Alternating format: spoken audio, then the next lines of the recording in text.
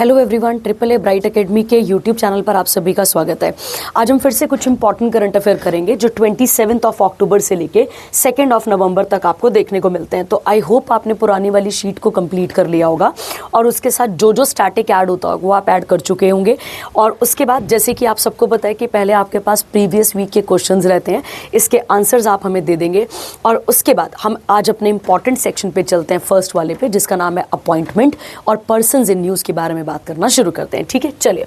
तो जो first important current affair है वो किस कंट्री से एसोसिएटेड है, तो वो आएगा आपके पास सेचेलिस भी कहते हैं इसे, या जो भी आपको प्रोनाउंसिएट करना हो आप इसे बोल सकते हैं। ठीक है, तो सेचेलिस याद रखो, जैसे याद कर लेते हैं। चलिए, कहता है डॉक्टर पैट्रिक जो हेरमिनी है, जो कि कौन है यहाँ पे, जो लीडर ऑफ यूनाइटेड सेचेलिस पार्टी है। देखो बेटा, गौर करो, हमें बस यहाँ पे इनका नाम याद रखना पड़ेगा, हमें ये बिल्कुल नहीं याद करना ये किस पार्टी से बिलोंग करते थे, क्योंकि हमारे पेपर पॉइंट ऑफ व्यू से ये इंपॉर्टेंट नहीं है।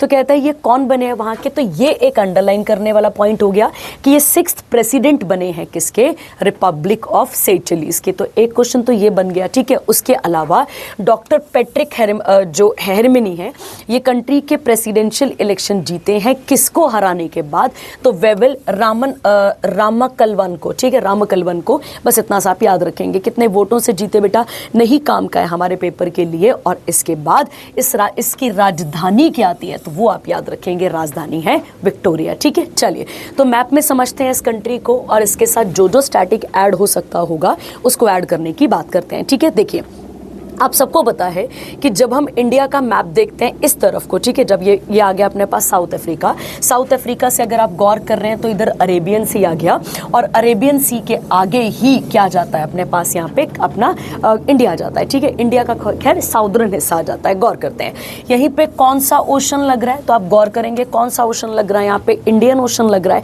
अब समझो बेटा कि बोलने का मतलब हो गया कि ये जो सेचेलिस नाम की जो कंट्री है जो कि यहाँ पर है, ठीक है, याद रखेंगे, ये एक्चुअली में, गौर करना है आपने, मैं क्या लिखने जा रही हूं, एक्चुअली में एंड ग्रुप ऑफ, याद रखेंगे, ये ग्रुप ऑफ 155 आर्कीपेलेगो है। मतलब आप ऐसा कह सकते हैं ये एक आइलैंड कंट्री है, पहले तो आप ये याद रखेंगे, और जिसके अंडर 155 आर्कीपेलेगो हैं। आर्कीपेलेगो का मतलब क्या होता है आपके पास यहाँ पे, ग्रुप ऑफ आइलैंड्स। तो गौर करने वाली बात ये हुई कि ये एक आर्कीपेलेगो है, मतलब ये एक आर्कीपेलेगो है जिसके अंदर 155 क्या आते हैं अपने पास, आइलैंड्स आते हैं। ये आपने यहाँ पे समझना है। ठीक है, और अगर मैं बोलूँ कि ये इंडियन ओशन के किस तरफ आती है, तो गौर करो, इंडियन ओशन का ये वाली साइड कौन सी वाली बन रही है, तो ये बन रहा है इसका वेस्टर्न पार्ट। ठीक है, उसके अलावा अगर सेचेलिस का आपसे ये पूछा जाए कि सेचेलिस का सबसे बड़ा आइलैंड कौन सा होगा, तो आप याद रखेंगे माहे।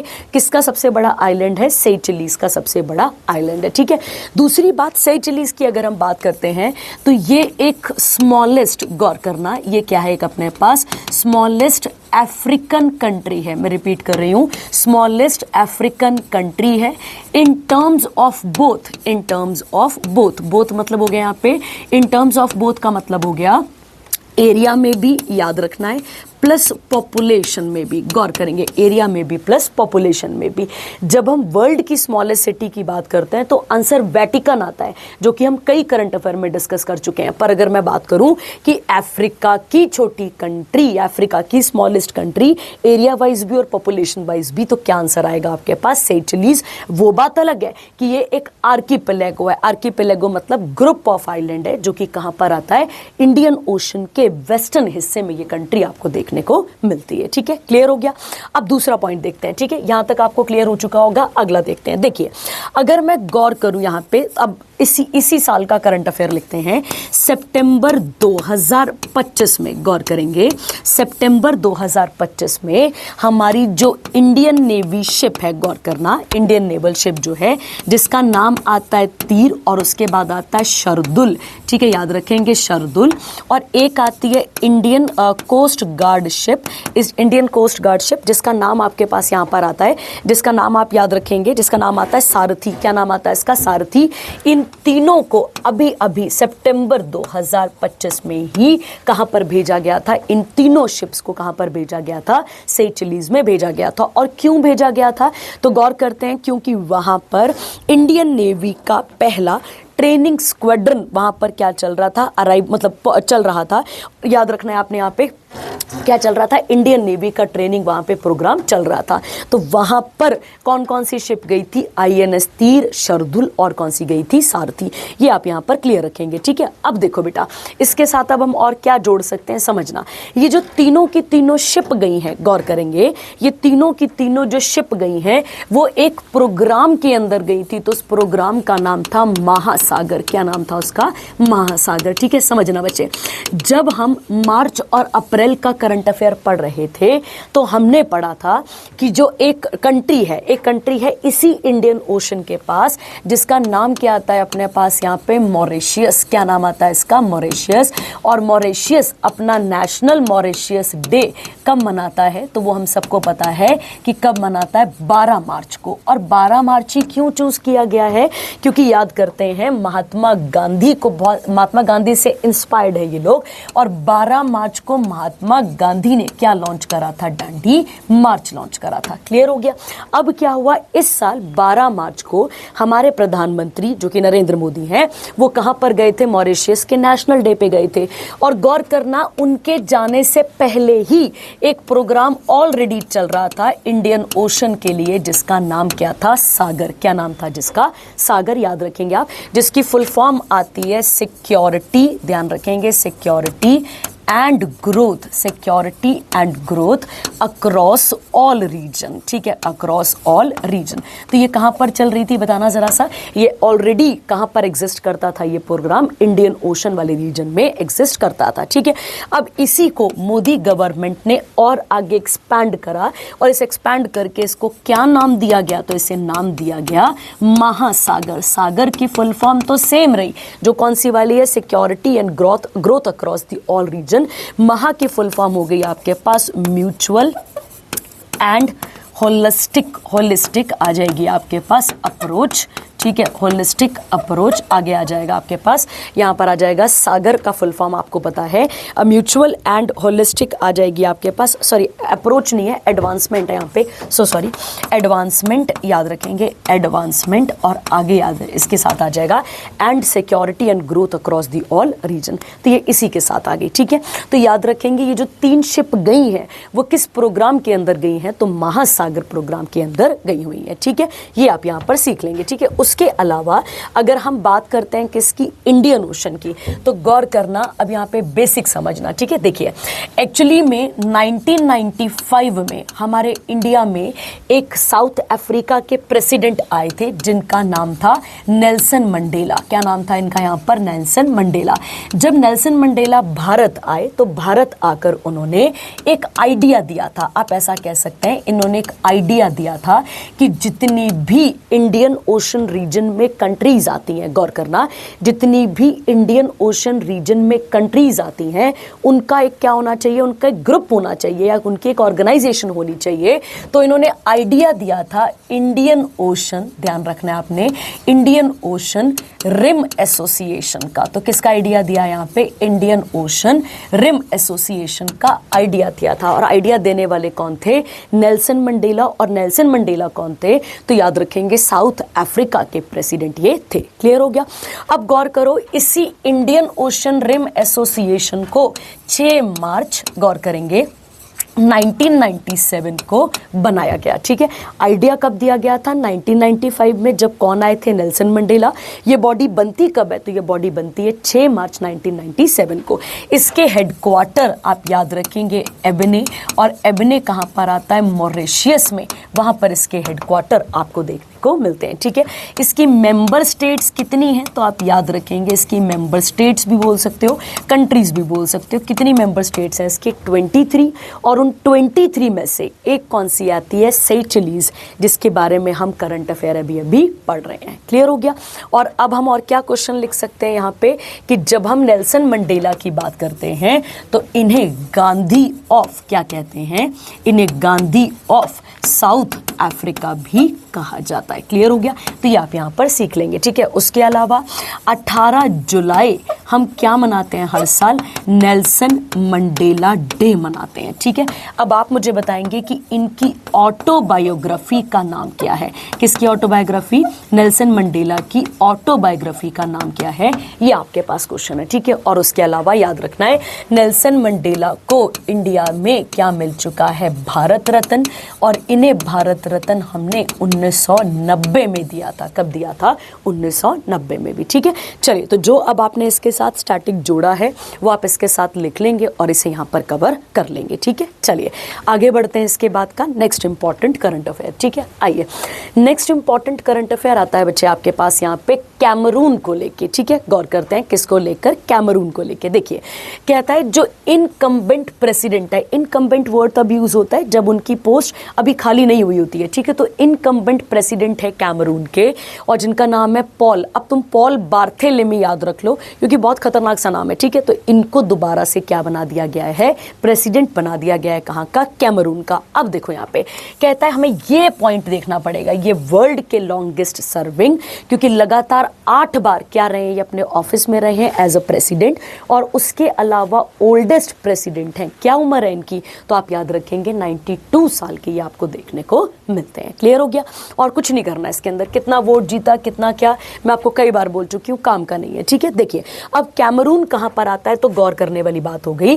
कैमरून कहाँ पर आएगा? तो ये हो गया आपके पास अफ्रीका का नॉर्थ, ये साउथ, ये कौन सा हो गया? वेस्ट, और ये आ गया आपके पास ईस्ट, ठीक है। अब देखो, गौर करो, कहता है ये जो कैमरून है, कैमरून कहां पर आती है आपके पास ये कंट्री? तो ये वेस्टर्न एंड सेंट्रल अफ्रीका के अंदर कवर होता है। किसके अंदर कवर होता है ये? तो वेस्टर्न और सेंट्रल अफ्रीका के अंदर ये कवर होता है। क्लियर हो गया? इसकी राजधानी की बात अगर हम करें तो इसकी राजधानी का नाम आता है युआंडे, तो YOUNDE, ये आप यहाँ पर लिख लेंगे। ये आ गई इसकी क्या आपके पास कैपिटल आ जाती है, ठीक है। और ये कहाँ पर सिचुएटेड है? वेस्टर्न और सेंट्रल अफ्रीका में। इतना ज़्यादा रिच एरिया है। रिच किस सेंस में है? तो rich in terms of biodiversity. किस में फेमस है ये? तो बायोडाइवर्सिटी में बहुत ज़्यादा। बायोडाइवर्सिटी का मतलब हो गया प्लांट, एनिमल, माइक्रो ऑर्गेनिजम्स, सब में बहुत ज़्यादा रिच एरिया हमें देखने को मिलता है, ठीक है। चलिए अगला इंपॉर्टेंट करंट अफेयर देखते हैं, ठीक है। अगला वाला triple star mark current affair है आपके पास ये वाला, क्योंकि पेपर पॉइंट ऑफ व्यू से बहुत नहीं बहुत ज़्यादा इंपॉर्टेंट है। क्या कहता है समझते हैं। कहता है प्रेसिडेंट ऑफ इंडिया, पहला ही क्वेश्चन निकल गया कि अगर सीजीआई को अपॉइंट करना है तो सीजीआई को अपॉइंट कौन करता है? तो आप याद रखेंगे प्रेसिडेंट ऑफ इंडिया। कहता है प्रेसिडेंट ऑफ इंडिया ने अपॉइंट कर लिया है जस्टिस सूर्यकांत को एज अ सीनियर मोस्ट जज ऑफ द सुप्रीम कोर्ट। और कौन से नंबर के ये सीजीआई बने हैं? तो 53rd नंबर के ये सीजीआई बने हैं। कौन सा आर्टिकल इनकी अपॉइंटमेंट के बारे में डील कर रहा है? तो 124 clause 2 of the Indian constitution इनके बारे में डील कर रहा है। इनके बारे में मतलब अपॉइंटमेंट के बारे में डील कर रहा है, ठीक है। और गौर करेंगे इसी के साथ इन्हें ओथ कौन दिलाएगा? तो इन्हें ओथ भी कौन दिलाएंगे? प्रेसिडेंट। ये आप यहां पर क्लियर रखेंगे, ठीक है।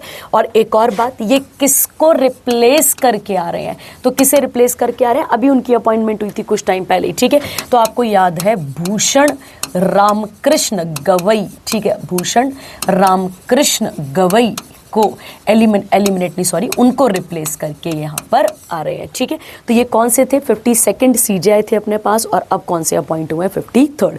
कहता है यहाँ पे ये पहले सीजीआई होंगे कहाँ से बेटा? तो याद रखेंगे हरियाणा से, ठीक है। और देखो अभी कौन सा मंथ चल रहा है? नवंबर। ये करंट अफेयर कब तक का है? 2 नवंबर तक का।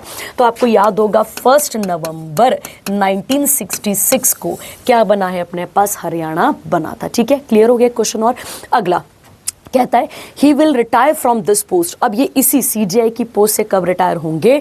2027 में जाके, मतलब अगले साल तो अभी ये हैं, उसके अगले साल रिटायर होंगे।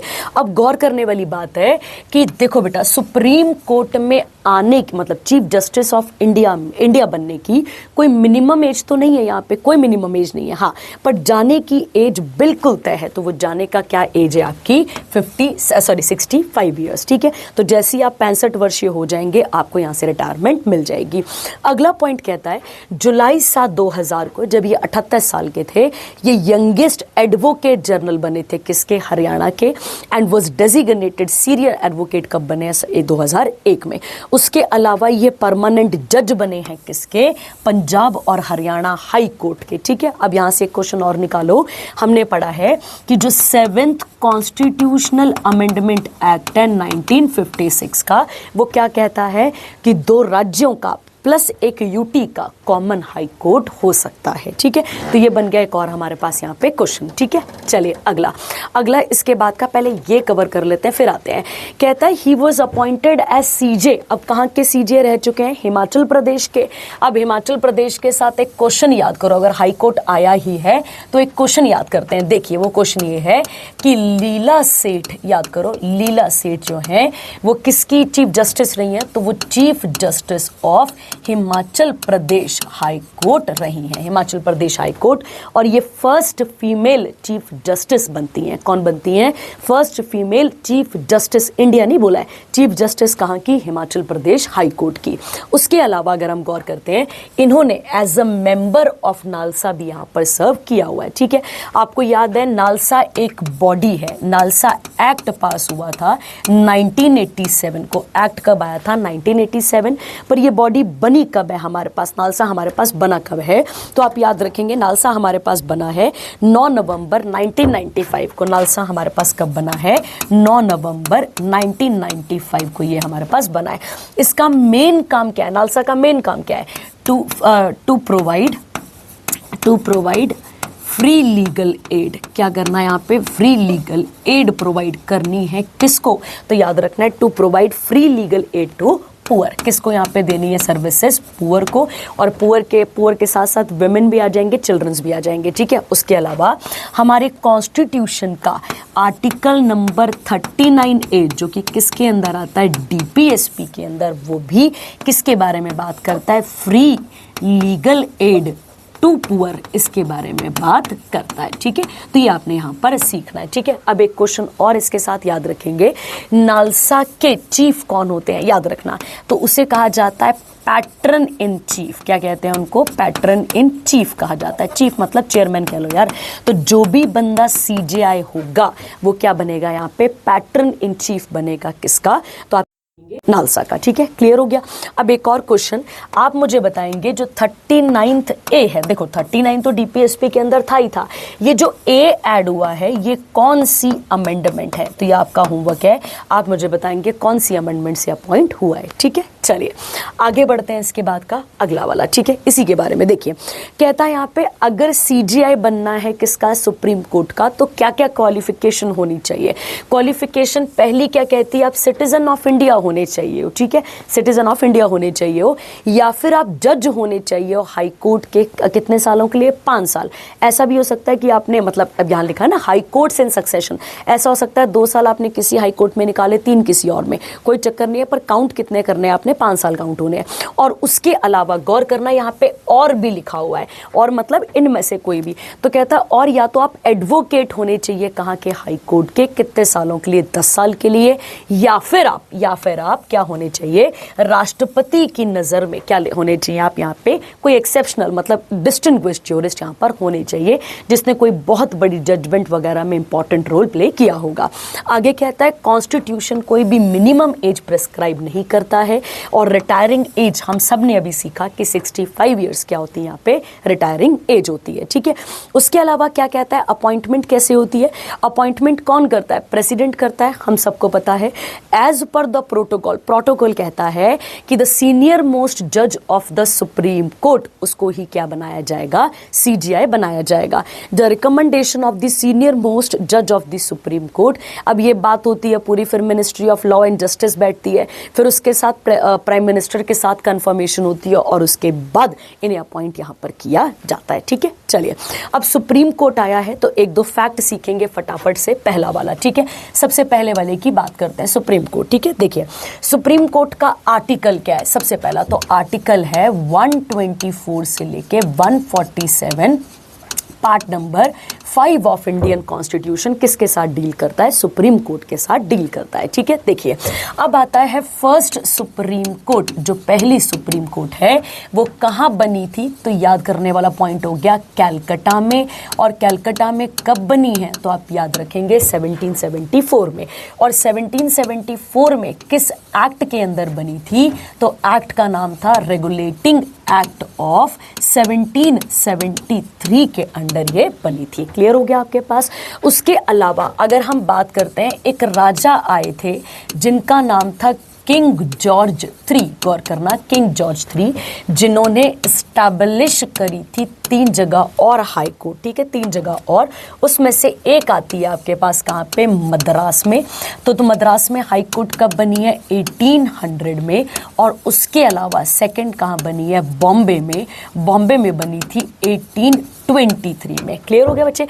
तो सुप्रीम कोर्ट पहली कहाँ बनी? कैलकटा 1774, उसके अलावा मद्रास और उसके अलावा बॉम्बे में बनी है। ठीक है, पर याद रखना ये जो दोनों कोर्ट्स बनी थी, जो जिनको हम सुप्रीम कोर्ट बोल रहे हैं, इन दोनों को बाद में रिप्लेस कर दिया गया था। ध्यान रखना, रिप्लेस्ड बाय कौन से एक्ट से? तो याद रखना है इंडियन हाई कोर्ट एक्ट। तो हाई कोर्ट एक्ट आया था 1861 का, जिसने इन दोनों को क्या कर दिया था? रिप्लेस कर दिया था। ठीक है, और 1861 में जब ये क्या बोलते हैं, ये रिप्लेसमेंट आई थी, तो उस समय पे गवर्नर जनरल जॉन लॉरेंस था। कौन था यहाँ पे? जॉन लॉरेंस था। क्लियर हो गया?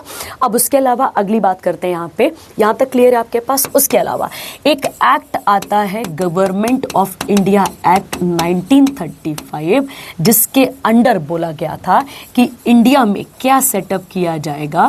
फेडरल कोर्ट ऑफ इंडिया की स्थापना की जाएगी। ठीक है, और फेडरल कोर्ट ऑफ इंडिया कब बना है हमारे पास? 1937 में बना है। क्लियर हो गया? 1937। और इसी फेडरल कोर्ट ऑफ इंडिया का नाम बाद में चेंज किया गया और इसका नाम रखा गया सुप्रीम कोर्ट ऑफ इंडिया। इसका नाम रखा गया। ठीक है, ये सब कब हुआ है? तो याद रखेंगे 26 जनवरी 1950 को। बट इसके अलावा जो सुप्रीम कोर्ट है उसकी पहली सिटिंग कब हुई है? तो इसका आंसर आपके पास आएगा 28 जनवरी 1950। तो ये आप यहाँ पर इसके साथ सीख लेंगे। ठीक है, तो 28 जनवरी 1950 को इनकी पहली सिटिंग आपको देखने को मिलती है। क्लियर हो गया?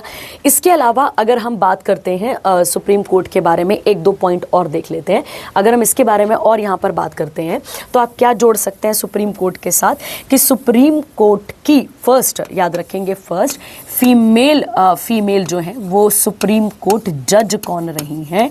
तो आप याद रखेंगे फातिमा बीबी। क्या नाम आता है उनका? फातिमा बीबी। ये आप यहाँ पर क्लियर रखेंगे। ठीक है, बीवी इनका नाम आ जाता है, बीवी, ये आप याद रखेंगे। ठीक है, उसके अलावा आप याद रखेंगे इंडिया के फर्स्ट CJI कौन हुए? फर्स्ट CJI तो याद रखेंगे हरिलाल जे कानिया। ये कौन हुए यहाँ पर? First chief justice of India हुए। ठीक है, चलिए, तो ये हो गया आपके पास किससे रिलेटेड स्टैटिक सारा डेटा।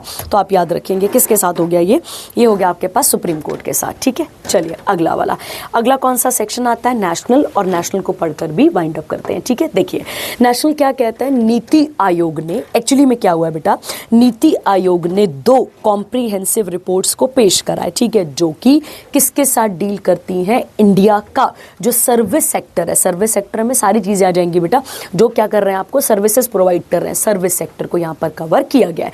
तो कहता है BVR सुब्रमण्यम, जो कि CEO हैं किसके? नीति आयोग के, उन्होंने 2 रिपोर्ट्स को पेश करा है। और थीम क्या है? उसकी थीम है सर्विसेज को लेकर। ठीक है, मतलब जो सर्विस सेक्टर है उसको लेकर। कहता है जो पहली रिपोर्ट है उसका टाइटल है इंडिया का service sector insight from GVA क्या है बेटा? Gross value added. क्या बोलते हैं इसको? Gross value added. याद रखना बेटा, याद रखना, अगर हमें ओवरऑल डेटा निकालना है, गुड्स और सर्विसेज को सबको देखना है, तो GDP काम आता है। ठीक है, बट अगर मैं आपको बोलूं कि आपको देखना है कि एग्रीकल्चर में कितनी बढ़ोतरी हुई या फिर आपको देखना है प्राइमरी सेक्टर में कितनी बढ़ोतरी हुई, तो याद रखना GVA जो है वो हमारी मदद करता है किसमें? सेक्टर वाइज डेटा को निकालने में। ठीक है, सेक्टर वाइज मतलब primary sector, tertiary sector, secondary sector, इन सब में हमारे निकालने में मदद करता है। कहता है इसके बाद का, कहता है and the state level dynamic कहता है यहाँ पे, समझो जो पहली वाली रिपोर्ट है, जो फर्स्ट रिपोर्ट है, वो हाईलाइट करती है कि ये जो सेक्टर है अब वो जीवीए में भारत का जो ग्रॉस वैल्यू एडेड है उसमें कितना परसेंट कंट्रीब्यूट कर रहा है, 55%। ये आपको यहाँ पर देखना है, ठीक है। और जो सेकंड वाली रिपोर्ट है बेटा, गौर करेंगे, जो सेकंड है वो ये बता रही है कि टाइटल है इसका, India service sector insight from employment.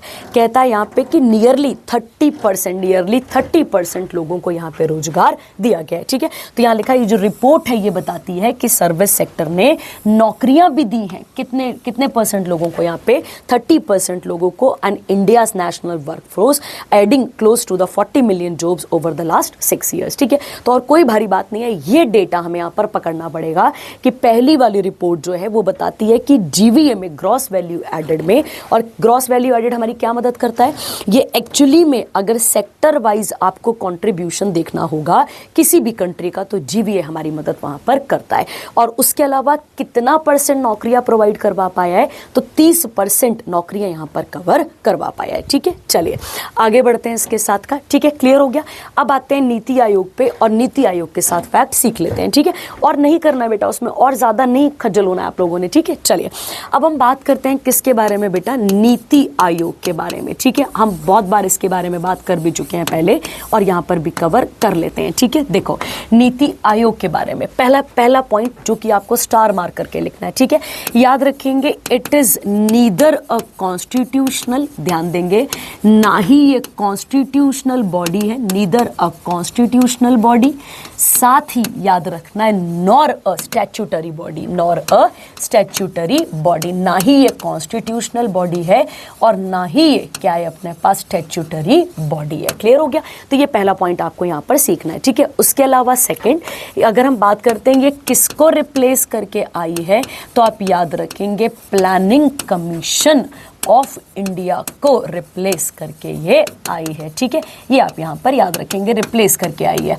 उसके अलावा अगर हम इसकी अप्रोच की बात करें, तो इसकी अप्रोच का नाम है बॉटम टू टॉप अप्रोच। क्या आती है यहाँ पे, बॉटम टू टॉप अप्रोच इसकी आती है, मतलब बिल्कुल निचले लेवल से लेकर, मतलब विलेज लेवल से लेकर टॉप लेवल तक देखा जाएगा, ठीक है। अगला, अगर हम गौर करें, इसके जो चेयरपर्सन हैं वो कौन होते हैं, इसके चेयरपर्सन, तो हमेशा याद रखेंगे जो भी देश का प्रधानमंत्री होगा वही क्या होगा यहाँ पर, तो आप याद रखेंगे वही हमारे पास चेयरपर्सन होगा किसका, नीति आयोग का, ठीक है। और उसके अलावा कब बनी थी ये बॉडी, तो आप याद रखेंगे 1 जनवरी 2015 को ये बॉडी बनी थी, ठीक है। और अभी कौन है इसके यहाँ पे चीफ, तो आपने अभी देखा यहाँ पर क्या नाम आता है, सीईओ कौन है अभी, BVR सुब्रमण्यम, ठीक है। चलिए अगला वाला, अगला आता है कैबिनेट ने अप्रूव कर दिया है किसको बेटा, 8th सेंट्रल पे कमीशन को। अब समझो बेटा, देखो क्या होता है, जैसे जैसे महंगाई बढ़ती है, ध्यान से सुनना बेटा, ठीक है, जैसे जैसे क्या होता जाता है हमारे पास यहाँ पे महंगाई बढ़ती जाती है,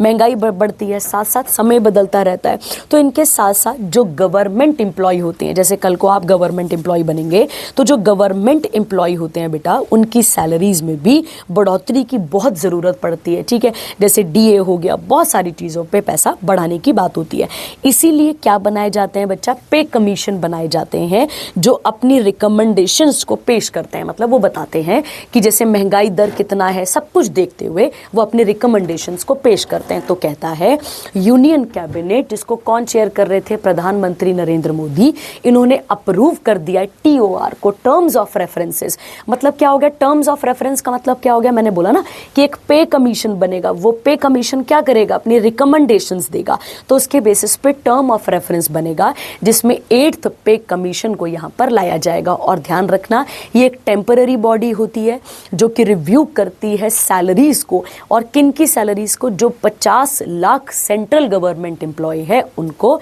प्लस जो डिफेंस में ड्यूटी कर रहे हैं उनको, और जो 69 लाख पेंशनर्स हैं यहाँ पर उनको भी, ठीक है। कहता है ये जो कमीशन है इसकी ड्यूटी थी कि इसको 18 महीनों के अंदर अपनी रिपोर्ट को क्या करना था, पेश करना था, ठीक है। तो ये 18 महीने कंप्लीट हो गए हैं अभी। कहता है ये जो रिकमेंडेशन है, इसको माना जा रहा है कि जो बोला गया है, इसे कब से इफेक्टिव किया जाएगा, 1 जनवरी 2026 से। कहता है इसके अगर हम देखें तो इसके 3 मेंबर्स थे इसके अंदर, जिसमें एक चेयरपर्सन था, एक पार्ट टाइम मेंबर भी था, और एक कौन था यहाँ पे, मेंबर सेक्रेटरी भी था। ठीक है, तो ये आपने यहाँ पे याद रखना है। कहता है यूनियन कैबिनेट, इसे हेड कौन कर रहे थे, तो पुराने एक सुप्रीम कोर्ट के चीफ जस्टिस हैं, सुप्रीम कोर्ट के जज हैं जिनका नाम आता है रंजन प्रकाश देसाई। ये कौन थे यहाँ पर, देसाई, तो ये थे अपने पास चेयरपर्सन। उसके अलावा पुलक घोष और ये थे पार्ट टाइम मेंबर। और पंकज जैन कौन थे, तो आप याद रखेंगे ये मेंबर सेक्रेटरी हैं किसके, मिनिस्ट्री ऑफ पेट्रोलियम और नेचुरल गैस के। ठीक है, तो सीधी सी बात है, इसमें और कुछ नहीं करना है, सीधा सीधा हमें यहाँ पर फैक्ट याद करना है। ठीक है, चलिए आगे। जब आप नौकरी करेंगे तब आएगा ये पूरा का पूरा डेटा आपके पास। ठीक है, अगला कहता है ट्राई सर्विसेज। जब भी हम ट्राई सर्विसेज बोलते हैं तो हमारे दिमाग में आना चाहिए इंडियन आर्मी, इंडियन नेवी और इंडियन एयरफोर्स। इन तीनों ने अभी एक एक्सरसाइज करी है जिसका नाम है त्रिशूल। ठीक है, और ये त्रिशूल कहाँ पर हुई है, तो आप याद रखेंगे पाकिस्तान के बॉर्डर पे, मतलब western border with Pakistan border. ठीक है, देखिए अब जब पाकिस्तान आया ही है तो एक दो फैक्ट सीख लेते हैं इसके साथ। ठीक है, पहला क्वेश्चन, पाकिस्तान की राजधानी आती है इस्लामाबाद। ठीक है, याद रखना है आपने, राजधानी क्या आती है, इस्लामाबाद। हम कितना किलोमीटर बॉर्डर टच करते हैं, तो 3323 किलोमीटर इंडिया बॉर्डर टच करता है किसके साथ, पाकिस्तान के साथ। उसके अलावा अगर बात की जाए कौन कौन सी यूटी बॉर्डर टच करती हैं, तो आप याद रखेंगे लद्दाख भी आ जाती है, जम्मू कश्मीर आ जाता है, और अगर स्टेट्स की बात की जाए तो पंजाब, गुजरात और कौन सा आ जाएगा आपके पास, राजस्थान। ये क्या करते हैं, यहाँ पे बॉर्डर शेयर करते हैं। ठीक है, हमारी कौन सी डिफेंस या पैरामिलिट्री फोर्स यहाँ पे ड्यूटी दे रही है, तो आप याद रखेंगे बीएसएफ। क्या कौन सी आती है यहाँ पे, बीएसएफ यहाँ पे ड्यूटी कर रही है। ठीक है, देखो बेटा, हमारा और पाकिस्तान का रिश्ता अभी से कोई खराब नहीं है, ये हम यहाँ पर याद रखेंगे। ये कब से खराब हुआ है, जब से इंडिया का पार्टीशन हुआ है, सबको पता है। ठीक है, सबको पता है। अब एक बात और, अगर कभी आपके पास आ जाए टर्म पाकिस्तान किसने दी थी, तो याद रखना, वैसे टर्म पाकिस्तान नहीं पाकिस्तान थी, तो वो किसने दी थी, चौधरी, क्या नाम आ जाएगा, चौधरी रहमत अली। ये आप यहाँ पर याद रखेंगे। ठीक है, तो चौधरी रहमत अली ने पहली बार टर्म दी थी पाकिस्तान। पाकिस्तान नहीं था, पाकिस्तान था। पी से पंजाब आएगा, पी से पंजाब है, मैं यहाँ पे लिख देती हूँ पंजाब। ए से क्या आना था, अफगानिस्तान, याद रखेंगे। उसके बाद के से क्या आना था इनके पास, कश्मीर। फिर मैंने कहा आई से कुछ नहीं था तो कोई दिक्कत नहीं है। और उसके अलावा एस से आता है आपके पास सिंध, और तान कहाँ से निकल कर आता है, बलोचिस्तान से। कहाँ से आता है, बलोचिस्तान से। ठीक है, ये आपने यहाँ पर याद रखना है। ठीक है, तो ये आप इसके साथ यहाँ पर नोट कर सकते हैं। ठीक है, देखिए अब एक और चीज़ सीखेंगे हम यहाँ पर आज, जो कि किसके साथ एसोसिएटेड है, पाकिस्तान के साथ ही एसोसिएटेड है। ठीक है, चलिए तो कवर करते हैं इसको और इसके बारे में देख लेते हैं डेटा को। ठीक है, देखिए सबसे पहला, ठीक है, सबसे पहला अब हम कवर करते हैं कब से, जब से भारत को आज़ादी मिली है। तो भारत को आज़ादी कब मिली थी, 1947 में आज़ादी मिलती है। और इन पगलों को भी तो हमने आज़ादी पहले दे दी ना, 14 अगस्त को दे दी थी। तो गौर करते हैं यहाँ पे, कहता है बेटा अगर हम देखें तो पोस्ट इंडिपेंडेंस वॉर होती है, गौर करेंगे, पोस्ट इंडिपेंडेंस वॉर होती है। और ये वॉर का सबसे पहला खामियाना कहाँ पर होता है, तो आप याद रखेंगे उसमें सबसे पहले कहाँ पर हुई थी, तो कश्मीर में। सबसे पहली लड़ाई कहाँ पर हुई है, कश्मीर। 1948 की बात है, 1948, जब हमारे पास राजा कौन था वहाँ पे, राजा हरि सिंह था। याद रखेंगे आप यहाँ पे, कौन था राजा वहाँ पे, राजा हरि सिंह था। और हरि सिंह जब रूल कर रहे थे वहाँ पे, उसी टाइम पीरियड पे पाकिस्तान ने किस पे अटैक कर दिया था, कश्मीर पे। आपको याद होगा, आपने सुना होगा कि भेष बदल कर कबीले के रूप में आए थे वहाँ पे लोग, और मतलब बहुत सारे रेप हुए थे, मर्डर्स हुए थे, बहुत कुछ हुआ था। और ये बहुत आगे बढ़ते जा रहे थे। जब राजा हरि सिंह डर जाते हैं यहाँ पे, तो हरि सिंह जो है वो एक इंस्ट्रूमेंट ऑफ एक्सेशन भी साइन करते हैं, ये आप सबको पता है। और उस टाइम पर सेना भेजने का काम किसने करा था, सरदार वल्लभ भाई पटेल ने करा था। ठीक है, और इसी टाइम पीरियड पे बेटा हमारी पहली सिख रेजिमेंट भी गई थी, किसको शांत कराने के लिए, पाकिस्तानियों को भगाने के लिए। कहाँ से, कश्मीर से। तो ये आप यहाँ पर याद रखेंगे। ठीक है, और फर्स्ट सिख रेजिमेंट जो गई थी उसी को हम इन्फेंट्री इन्फेंट्री भी कहते हैं। इन्फेंट्री मतलब हो गया आपके पास पैदल चलने वाली सेना, ठीक है, मतलब स्थल सेना आप इसे यहाँ पर कह सकते हैं, ठीक है। उसके अलावा हमारा दूसरा झगड़ा 1965 से लेकर कब तक चलता है, 1971, जब हम ईस्ट पाकिस्तान को क्या बना देते हैं, उस टाइम पर हम ईस्ट पाकिस्तान को बांग्लादेश बना चुके थे। क्या बना चुके थे? ईस्ट पाकिस्तान को बांग्लादेश बना चुके थे, ठीक है।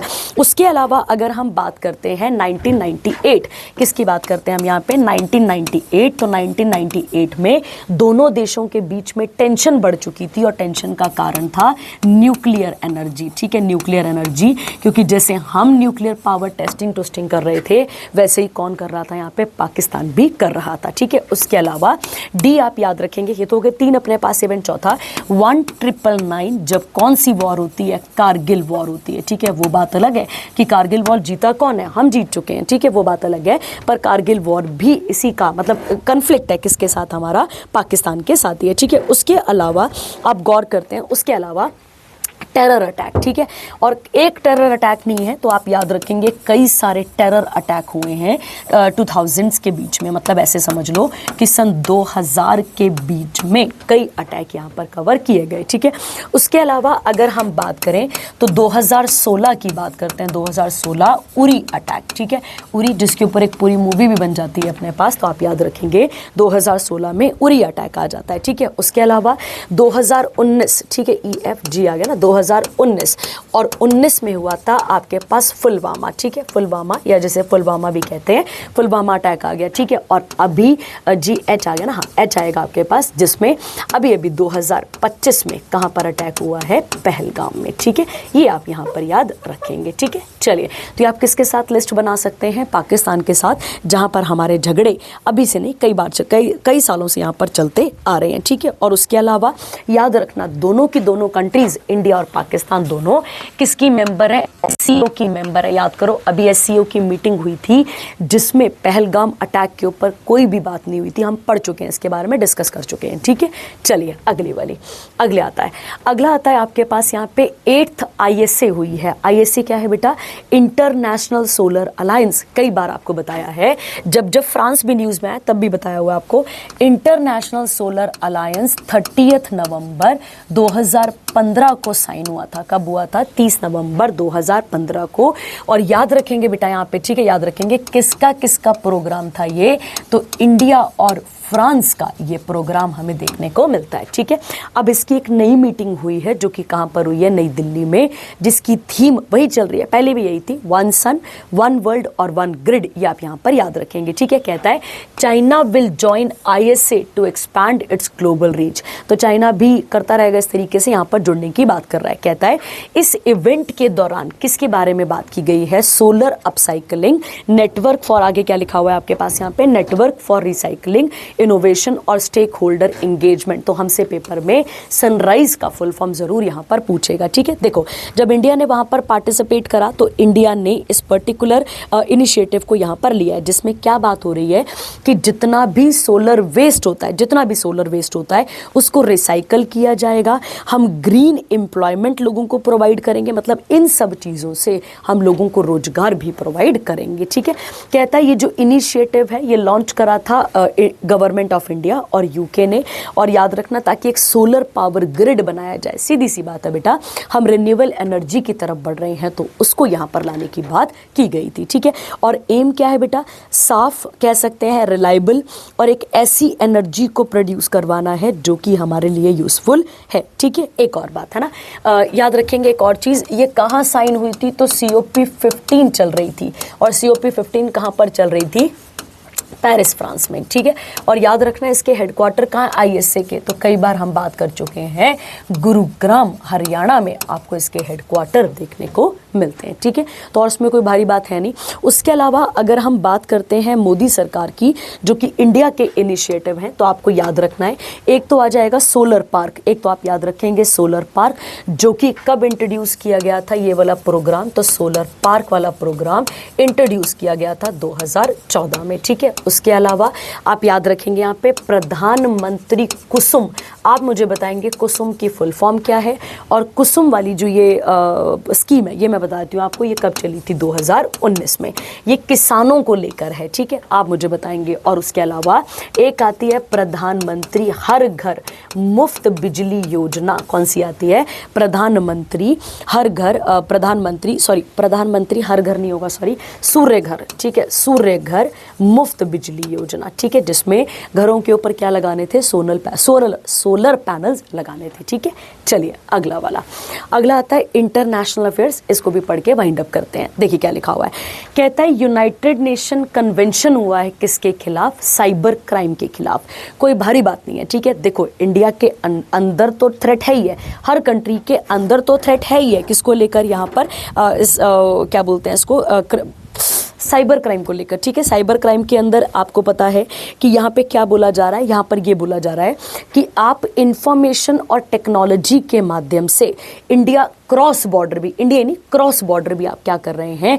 इलीगल डेटा शेयर कर रहे हैं, हैकिंग कर रहे हैं, मनी लॉन्ड्रिंग कर रहे हैं। अब वो मनी लॉन्ड्रिंग किसी भी पर्पस के लिए हो सकती है, या फिर आप क्या कर रहे हैं? ऑनलाइन जो चाइल्ड सेक्सुअल एब्यूज मटेरियल है, आप उसको भी क्या कर रहे हैं? आपस में शेयर कर रहे हैं। तो ये सब किसके अंदर काउंट किया जा रहा है? साइबर क्राइम के अंदर। तो गौर करने की बात यह है कि पूरे विश्व भर में एक जैसा कानून लाने की बात की जा रही है। किसको लेकर? यहाँ पर इस पूरे के पूरे साइबर क्राइम को लेकर। तो कहता है यूनाइटेड नेशन कन्वेंशन हुआ है साइबर क्राइम के खिलाफ। कहां पर हुआ है? हनोई कहां पर आता है? वियतनाम। कहता है साइनिंग सेरेमनी किसने होस्ट करी थी? वियतनाम में। और कहां पर हुई है? तो जो यूएन का ऑफिस है ड्रग्स और क्राइम वाला, वहां पर, ठीक है। कहता है 16 कंट्रीज ने इस कन्वेंशन को यहां पर क्या करा है? साइन करा है। और कब का ये कन्वेंशन? तो 24 दिसंबर 2024 न्यूयॉर्क का, ठीक है। तो इसमें और नहीं बात करनी, आपको ये याद करना पड़ेगा कहां पर है। कहता है इसका प्राइमरी ऑब्जेक्टिव क्या होगा कि हम एक ऐसा लीगल फ्रेमवर्क लेकर आएंगे पूरे के पूरे वर्ल्ड में, ताकि हम क्या कर सकें यहाँ पे, ताकि हम इन्वेस्टिगेट कर सकें और जो भी ये ऑनलाइन ऑफेंसेस हैं इनको कंट्रोल कर सकें। और इसका हेडक्वार्टर कहाँ पर आता है? वियना, ऑस्ट्रिया में, ठीक है। चलिए अगले वाले पे बढ़ते हैं।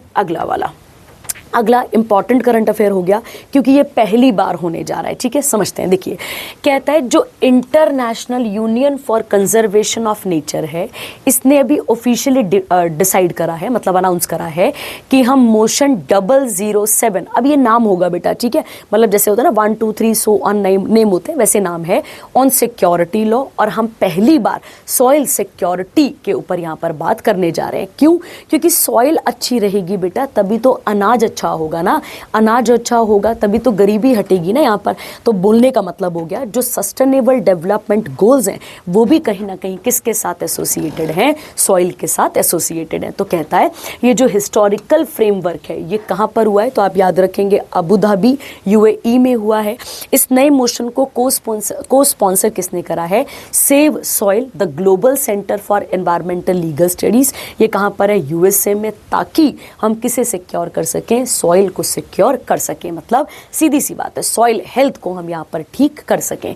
कहता है यहाँ पे अब इसके 5 डायमेंशंस भी हैं। पहला एक कैपेसिटी, फिर उसके बाद कंडीशन देखी जाएगी, फिर पैसा कितना लग सकता है, कनेक्टिविटी क्या रहेगी, और उसके बाद आ जाएगा कोडिफिकेशन। तो सीधी सी बात है कि मेंबर कंट्रीज सॉइल प्रोटेक्शन पे काम करेंगी, एग्रीकल्चरल पॉलिसीज बनाएंगी, क्लाइमेट एक्शंस लेंगी ताकि मिट्टी को प्रोटेक्ट किया जा सके, और इकोसिस्टम को रिस्टोर करने की बात यहाँ पर करेंगी।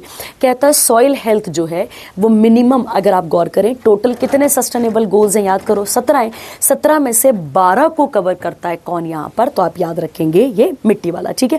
तो कहता है जैसे क्लाइमेट एक्शन हो गया, हंगर हो गया, बेटा अगर मिट्टी अच्छी होगी तो प्रोडक्टिविटी अच्छी होगी ना। आगे कहता है IUCN के हेडक्वार्टर कहाँ पर है? ग्लैंड, स्विट्जरलैंड में है, ठीक है। देखो बेटा अगर हम इंडिया की बात करते हैं, इंडिया की जब हम बात करते हैं तो इंडिया में आपको गौर रखना है कि इंडिया में अगर हम बात करें तो इंडिया में 8 मेजर टाइप हैं। किसका? यहाँ पर सॉइल का। किसका मेजर टाइप है? यहाँ पर 8 टाइप की क्या है अपने पास? सॉइल्स हैं, ठीक है। और वो 8 टाइप कौन कौन सी हैं आप मुझे बताएंगे कमेंट सेक्शन पे, ठीक है। जैसे कि एल्यूवियल हो गया, ठीक है, ये सारी आप मुझे बताएंगे कि 8 कौन कौन सी हैं, ठीक है। चलिए आगे बढ़ते हैं अगले वाले पे। अगला कहता है 47th एशियान समिट हुई है, ठीक है, गौर करना। 47th क्या हुई है? ASEAN summit. एशियान का फुल फॉर्म है association of South East Asian nation. कहाँ पर हुई है? तो ये मलेशिया में हुई है, क्या थीम है इसकी यहाँ पर? इंक्लूसिविटी और सस्टेनेबिलिटी, ठीक है। मेन गौर करोगे तो सारी की सारी जो मीटिंग्स हैं वो किसके ऊपर फोकस करते हैं? सस्टेनेबिलिटी की। कहता है यहाँ पे डैटो सेरी अनवर इब्राहिम प्राइम मिनिस्टर है मलेशिया के, जिन्होंने इस सेशन को क्या करा है? हेड करा है, ठीक है। उसके अलावा इसके मेंबर क्या थे यहाँ पर? मेंबर स्टेट्स भी थे यहाँ पर इसके अलावा। और गौर करना बेटा, याद रखना कि जो तिमूर लिस्ते है इसने क्या करा है? फॉर्मली ज्वाइन कर लिया है। तो एशियान के अभी तक कितने मेंबर्स थे? टोटल 10, अब कितने हो चुके हैं? 11। और 11वां कौन है? तो आप याद रखेंगे तिमूर लिस्ते ने इसको यहाँ पर ज्वाइन करा है। इसी के अंदर प्राइम मिनिस्टर ऑफ मलेशिया ने इसकी 20th एनिवर्सरी भी बताई है। ये सब तो ठीक है, बट इसके साथ यहाँ पर इंडिया से कौन गए थे? तो एस जयशंकर यहाँ पर गए थे। और जो प्रधानमंत्री नरेंद्र मोदी हैं उन्होंने इसे वर्चुअली मतलब ऑनलाइन अटेंड करा था। और यहाँ पे अनाउंस किया गया कि एशियान और इंडिया का मैरीटाइम कॉपरेशन। अब पहला क्वेश्चन कि एशियान एक्चुअली में है क्या? तो आप गौर करेंगे जितना भी कौन सा रीजन है, ध्यान देना, इंडो पैसिफिक रीजन है, उसको कवर करती हैं कौन सी कंट्रीज? ASEAN countries. क्लियर हो गया। और ये एशियान बॉडी बनी कब थी? तो आप याद रखेंगे ये बनी है 1967 में। कब बनी है ये? तो आप याद रखेंगे 1967 में बैंकॉक डिक्लेरेशन से। किससे बनी थी? बैंकॉक डिक्लेरेशन से ये बनी थी। और याद रखना इंडिया इसका कोई पार्ट नहीं है, ठीक है, ध्यान रखना है आपने। और उसके अलावा इसके हेडक्वार्टर जकार्ता, और जकार्ता कहाँ पर आ जाता है? आपके पास इंडोनेशिया में इसके हेडक्वार्टर आपको यहाँ पर देखने को मिलते हैं, ठीक है। अगर इसकी मेंबर कंट्रीज को याद करना होगा तो क्या नमोनिक है इसका? तो आप याद रखेंगे टीवी क्लिप ऑफ MBBS, ठीक है, MBBS, TV clip of MBBS, ठीक है। तो कंट्रीज को याद करने का नमोनिक है टीवी क्लिप ऑफ MBBS, जिसमें पहला आ जाएगा थाईलैंड, याद रखना है। सेकंड आ जाएगा वियतनाम, ठीक है, ध्यान रखेंगे। सी से आ जाएगा कंबोडिया, ठीक है, कंबोडिया। उसके बाद एल से आ जाएगा लाओस, याद रखना है। और उसके बाद आई से आ जाएगा इंडोनेशिया। आई से कौन सा आ जाएगा? इंडोनेशिया, याद रखेंगे। और उसके अलावा पी से आ जाएगा फिलीपींस, पी से आ जाएगा फिलीपींस, ठीक है, याद रखना है। उसके अलावा कितनी हो गई कंट्रीज आपके पास? ये तो ये हो गई 3 3 6 होगी ना, 11 है टोटल। तिमूर लिस्ते तो 11वीं है, वो याद रखना है। बाकी 10 मैं कराती हूँ, ठीक है। एम से आ जाएगा आपके पास यहाँ पे, एम से आपके पास नाम आएगा मलेशिया, ठीक है, यहाँ पर आ जाएगा मलेशिया, ठीक है, याद रखना। मलेशिया के अलावा बी से आ जाएगा आपके पास ब्रुनेई। कौन से आ जाएगा? ब्रुनेई, याद रखना है आपने। एक कौन सा आ जाएगा? ब्रुनेई। और एक बी से आप याद रखेंगे बर्मा। अब बर्मा किसका पुराना नाम है? याद करो, म्यांमार का, तो म्यांमार लिख लेना यहाँ पे, ठीक है। और एस से आपके पास आ जाएगा सिंगापुर, ठीक है, ये आपने यहाँ पर क्लियर रख लेना है। तो कितनी हो गई? 10 हो गई ना टोटल यहाँ पे। और उसके अलावा 11वीं कौन सी है? तिमूर लिस्ते वाली, ठीक है। चलिए आगे बढ़ते हैं। अगला आता है, ये बिल्कुल फैक्चुअल करंट अफेयर है, आप इसको पढ़ लेंगे, इसमें कोई भारी बात नहीं है। कि 6 और 7, अब इसको 67 मत बोलना, इसको बोला जाएगा 6 और 7 को dictionary.com ने चूज करा है वर्ड ऑफ द ईयर। तो आप इसे पढ़ लेंगे, इसमें और कुछ नहीं है करने के लिए, ठीक है। चलिए आप इसे कवर करेंगे। अगला कौन सा सेक्शन आता है? साइंस और टेक्नोलॉजी वाला, ठीक है, आइए कवर करते हैं। कहता है यहाँ पर इंडियन कोस्ट गार्ड ने लॉन्च करा है, जो इंडियन कोस्ट गार्ड है भारत का, उसने लॉन्च करा है किसको? तो आप याद रखेंगे फास्ट पेट्रोल वेसल। क्या होता है बेटा? पेट्रोलिंग करना। पेट्रोलिंग करना एक मेथड होता है, मेथड कह सकते हैं आप इसमें, जिसमें हम क्या करते हैं, जितने भी हमारे मैरीटाइम बॉर्डर्स हैं उनको हम यहाँ पर क्या करते हैं? चेक करते रहते हैं, या फिर आप ऐसा कह सकते हैं कि उसको क्या करते हैं, हम उसके ऊपर निगरानी रखते हैं, सीधी सी बात है। तो यहाँ पे गौर करना कौन कौन सी शिप गई हैं, कौन कौन सी शिप को लाया गया है। तो एक आएगी अजीत, एक आएगी अपराजित, और इनको किसने बनाया है? GSL ने। और आप याद रखेंगे आत्मनिर्भर भारत के अंदर ही ये सब कुछ हो रहा है, ठीक है। कहता है ये जो है वो 7वीं और 8वीं वेसल्स हैं, जो कि 8 इंडिजीनियसली क्या आने वाली थी हमारे पास वेसल्स, ये आप यहाँ पर याद रखेंगे, जो कि 42nd और 43rd कंस्ट्रक्टेड है किसकी? GSL की, ठीक है। कितना करोड़ पैसा खत्म हुआ, काम का नहीं है, बस इतना आपने याद रखना है। और देखो बेटा क्या लिखा है, कहता है यहाँ पे कि कितनी आनी थी? 8 आदमे क्लास की फास्ट पेट्रोल वेसल्स आनी थी, तो उसमें से ये 8 आ चुकी हैं, याद रखना कौन कौन सी है? अजीत और अपराजित, याद रखेंगे, ठीक है। चलिए, अब आप मुझे एक चीज़ बताएंगे कि इंडियन कोस्ट गार्ड डे हम कब मनाते हैं, ठीक है, Indian coast day guard day कब मनाते हैं ये आपको बताएंगे, ठीक है। चलिए अगला वाला, अगला इसका वेसल तो आप चेक कर लेंगे, ठीक है। अगला आता है, रशिया ने टेस्ट करा है किसको, बुरेवस्तनिक क्रूज मिसाइल को, ठीक है। क्या नाम है इसका, बुरेवस्तनिक भी कहते हैं इसको, और आ जाएगा क्रूज मिसाइल को, ठीक है। गौर करते हैं, देखिए रशिया क्लेम कर रहा है कि उसने वर्ल्ड का पहला न्यूक्लियर पावर्ड क्रूज मिसाइल को टेस्ट करा है, जिसका नाम आपके पास क्या आता है, जिसको नाम दिया गया है 9M730 ब्रुनोवस्की, इसका नाम यहाँ पर देखा जाता है। और इससे नाटो ने क्या नाम दिया है, गौर करना है, इसे नाटो ने नाम दिया है X9 स्काईफॉल, ठीक है। आपको पता है कि रशिया और यूएसए के बीच में टेंशन बनी रहती है, तो ये उस तरीके से यहाँ पर लाई गई है। इसका जो टेस्ट हुआ वो कहाँ पर हुआ था, आर्कटिक रीजन में, याद रखना है आपने, कहाँ पर हुआ था इसका टेस्ट, आर्कटिक रीजन में। और याद रखेंगे बेटा, ये 15 घंटों तक ट्रेवल करती रही ये मिसाइल, और कितना एरिया इसने कवर करा, तो 14,000 किलोमीटर का एरिया इसने कवर करा है। ये डेटा कौन बता रहा है हमें, तो ये डेटा हमें रशिया क्लेम करके दे रहा है, ठीक है। तो कोई ज़्यादा भारी बात नहीं है इसमें। अगला आता है आपके पास, रशिया ने एक और टेस्टिंग करी है nuclear powered poison underwater drone को। गौर करो, अभी तक हमने हवा में चलने वाले ड्रोन देखे हैं, हवा में उड़ने वाले ड्रोन देखे हैं, but Russia under water drone को क्या कर चुका है, यहाँ पर इंट्रोड्यूस कर चुका है। कहता है रशिया ने हथियारों के मामले में अगर हम बात करें तो रेवोल्यूशन लाया है, और आपको पता है कि रशिया के ऊपर हम भी कहीं ना कहीं डिपेंडेंट रहते हैं। कहता है अकॉर्डिंग टू रशिया, अगर हम देखा जाए अकॉर्डिंग टू रशिया के डेटा के अकॉर्डिंग देखा जाए, तो ये जो ड्रोन है ये डिटेक्ट नहीं किया जा सकता है। मतलब आप इस ड्रोन को, अगर ये आपके एरिया में आ जाता है तो आप इसे डिटेक्ट नहीं कर सकते हैं। और रशिया कह रहा है यहाँ पे कि रशिया ने ऑलरेडी एक और इस तरीके का ड्रोन नहीं, इंटरकॉन्टिनेंटल बैलिस्टिक मिसाइल थी, जिसका नाम क्या था, शैतान भी पढ़ते थे इसे और सतान भी पढ़ते थे, ठीक है। सतान का नाम क्या था, सरमत। इससे भी 100 गुना ज़्यादा कैपेबल है कौन सा वाला, ये पोइजन, ठीक है। आप यहाँ पे याद रखेंगे। और कहता है बेटा पोइजन जो है इसको नाटो ने क्या नाम दिया है, तो आप याद रखेंगे कैनियन। और इसका नाम किसके नाम पर है, ग्रीक गॉड ऑफ सी के नाम पर इनका नाम आता है, ठीक है। तो सीधा फैक्चुअल है आपके पास, इसमें और कुछ करने को नहीं है, ठीक है। चलिए आगे बढ़ते हैं। अगला वाला, इंडिया का पहला डिफेंस इलेक्ट्रिक व्हीकल वीर आ चुका है, ठीक है। इलेक्ट्रिक व्हीकल का मतलब क्या हो गया कि जैसे आपको पता है कि हम जो फ्यूल वाली चीज़ें हैं उन पे क्या कर रहे हैं, हम कमी करने की बात कर रहे हैं। तो यहाँ पे क्या बोला गया है, प्रवेग डायनामिक जो कि एक कंपनी है, इसने किसको अनवेल करा है, वीर को।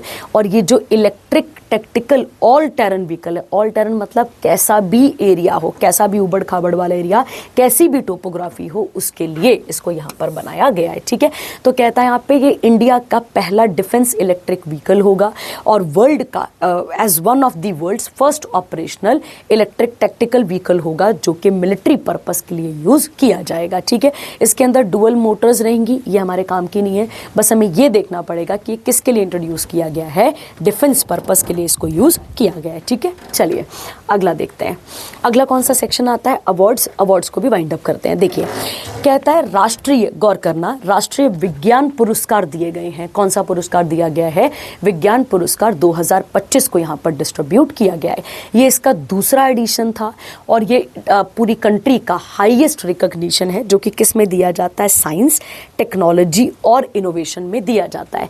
कितने डोमेन है इसके, तो इसके 13 डोमेन है, ठीक है। 13 डोमेन में ये सब्जेक्ट आपको एक बार रीडिंग देने पड़ेंगे, ठीक है। बस ऐसा पूछ सकता है कि इनमें से कौन सा नहीं है इसका पार्ट, ठीक है। कहता है विज्ञान रत्न, अब गौर करो, जैसे भारत रत्न है वैसे विज्ञान रत्न किसको मिला है, जयंत विष्णु नार्लिकर को। ये उनको मरने के बाद मिल रहा है इस तरीके से, ताकि क्यों मिला है, क्योंकि इनका कंट्रीब्यूशन था किसमें, फिजिक्स में, एस्ट्रोफिजिक्स और कॉस्मोलॉजी में, ठीक है। तो कोई भारी बात नहीं है इसके अंदर। अब अगला आता है इसके बाद का, अगला विज्ञान श्री अवार्ड 8 साइंटिस्ट को मिला हुआ है। तो आपने अपने स्टेट का साइंटिस्ट देख लेना है, बाकी छोड़ देना है। उसके बाद है विज्ञान युवा शांति स्वरूप भटनागर अवार्ड 2025। ये 14 एक्सेप्शनल जो यंग साइंटिस्ट है जिनकी उम्र अभी 45 साल से कम है, उनको दिया गया है। और विज्ञान टीम का अवार्ड किसको दिया गया है, CSIR अरोमा मिशन टीम। और इसने क्यों मिला इसको? क्योंकि इसने एक एक्सेप्शनल कंट्रीब्यूशन करा है किसमें? एग्रीकल्चरल साइंस की फील्ड के अंदर। ठीक है, चलिए आगे बढ़ते हैं। अगला वाला, अगला आता है वर्ल्ड फूड प्राइज। इन्होंने किसको ऑनर करा है? संजीव कपूर। आप सबको पता है इन शेफ के बारे में। कहता है पद्मश्री अवार्डी संजीव सुरेंद्र कपूर, इनको अवार्ड दिया गया है कौन सा? टॉप एग्री फूड पायनियर का। किसने दिया ये award? World Food Prize Foundation ने।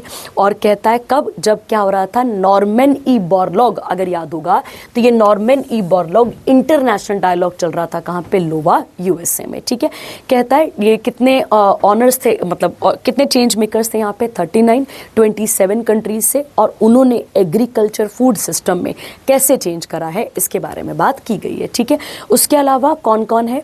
अभिजीत घोष, मंजूर हुसैन, बदोपली मूर्ति परासन, आदित्य मूर्ति, इन सबको भी क्लाइमेट रेजिलिएंट फार्मिंग का अवार्ड दिया गया है। क्लाइमेट रेजिलिएंट मतलब हो गया कि जैसे जैसे क्लाइमेट बदल रहा है हमारे खेती के टेक्टिक भी, हमारी खेती की चीज़ें भी क्या होती जा रही हैं? बदलती जा रही हैं। ठीक है, हम टूल्स की तरफ जा रहे हैं ना, हम चीज़ों को यहाँ पर क्या कर रहे हैं? चेंज कर रहे हैं। ठीक है, चलिए आगे। अगला आता है जेम्स एंडरसन, फास्ट बॉलर हैं इंग्लैंड के, और इनको नाइटहुड का अवार्ड दिया गया। तो कोई भारी बात नहीं है। नाइटहुड की जब हम बात करते हैं तो एक हाईएस्ट सिविलियन अवार्ड होता है जिसको कौन प्रोवाइड करता है? ब्रिटेन का राजा या रानी प्रोवाइड करते हैं। किसको? मतलब ऐसे लोगों को जिनका आर्ट, साइंस, कल्चर या पब्लिक लाइफ या स्पोर्ट्स में कोई कॉन्ट्रीब्यूशन होता है। तो बस नाम याद रखना पड़ेगा और कुछ नहीं। ठीक है, चलिए अगला वाला। अगला आता है आपके पास ग्रैंड ऑर्डर। तो यूएसए के जो ये हैं प्रेसिडेंट हैं जिनका नाम क्या है? Donald Trump. ये कहाँ पर गए हुए थे? साउथ कोरिया गए थे, और साउथ कोरिया का हाईएस्ट सिविलियन अवार्ड इनको मिला है जिसका नाम क्या है? मुगुन घवा। ठीक है, बस इतना सा याद रख लोगे, और कुछ नहीं काम का है हमारे, और कुछ काम का नहीं है। ठीक है, चलिए अगला सेक्शन कौन सा आता है? स्पोर्ट्स। स्पोर्ट्स को कवर कर लेते हैं। ठीक है, आइए देखिए स्पोर्ट्स के बारे में बात करते हैं और क्लियर करते हैं। देखिए कहता है badminton world federation junior championship हुआ है कहाँ पे? तो ये आप याद रखेंगे गुवाहाटी, असम में।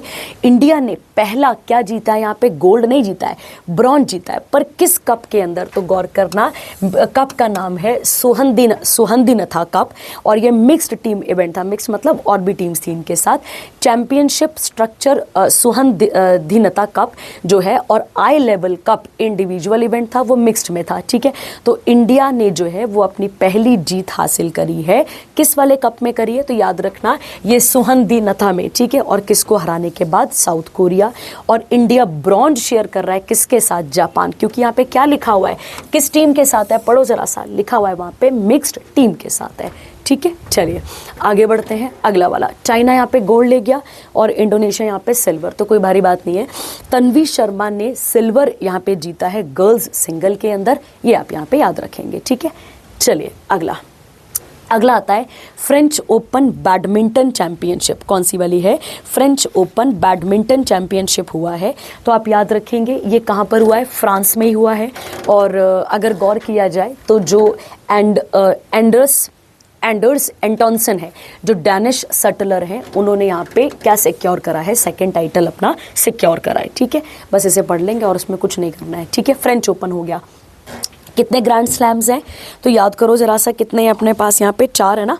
तो वो चारों के नाम आप मुझे बताएंगे कमेंट सेक्शन पे। ठीक है, मैंने आपको बताया हुआ है, और कब कब हुए ये भी आपको बताया हुआ है। अगला आता है यूरोपियन चेस क्लब कप हुआ है।